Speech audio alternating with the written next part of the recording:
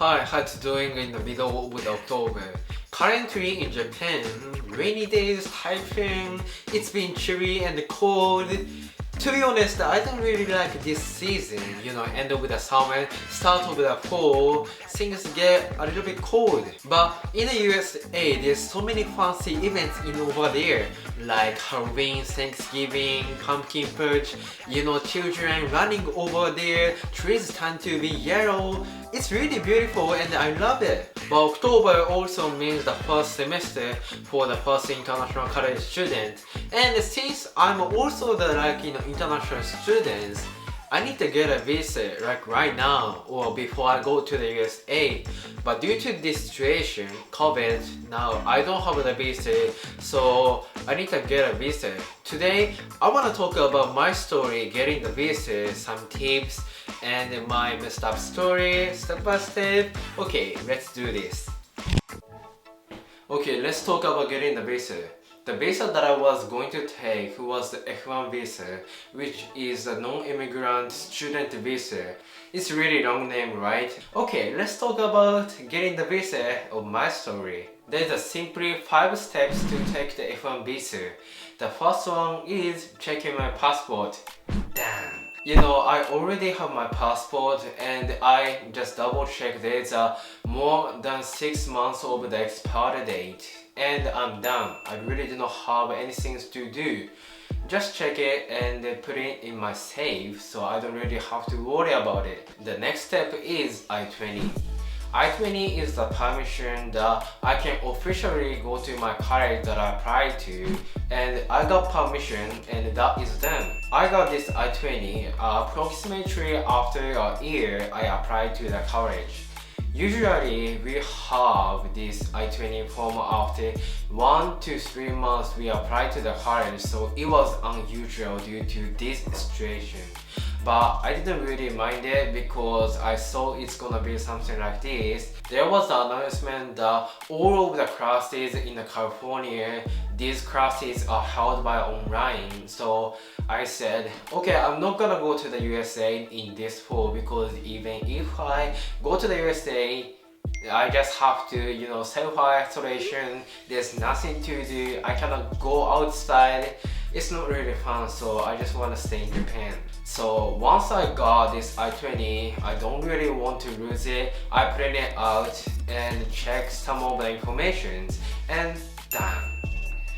The next item that I'm gonna talk about is DS-160. DS-160 is the form all of the people who want the non-immigrant visa. This is what they need. But you know what? This form is a little bit tricky. To be honest, I don't really like it.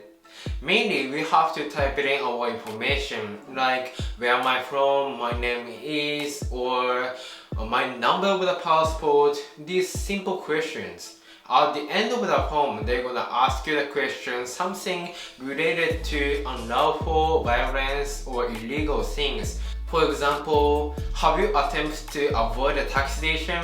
Or do you speak any other language to communicate with the terrorism?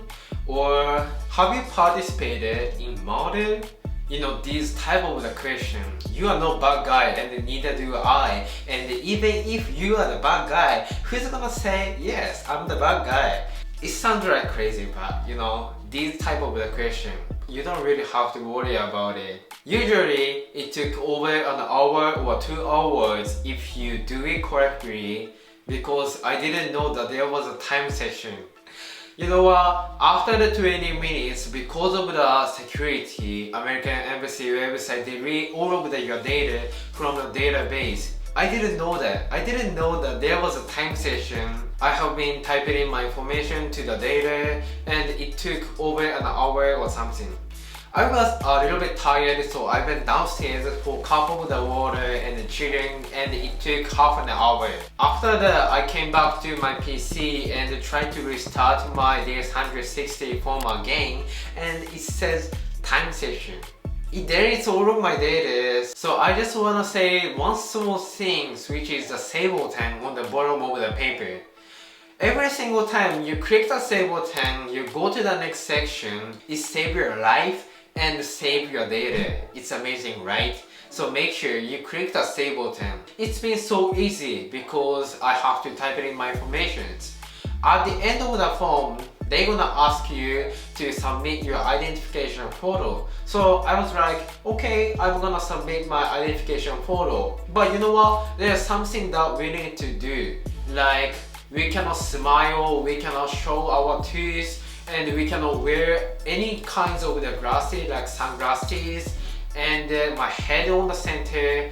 I did everything but white background. You know, the background is something like this, the white.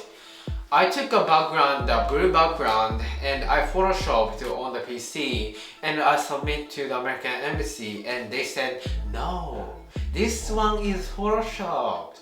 I did not expect the American Embassy can find my identification photo was photoshopped. I tried it thousands of the times, but it fails. So I asked my mom to take my photo with the white background with this.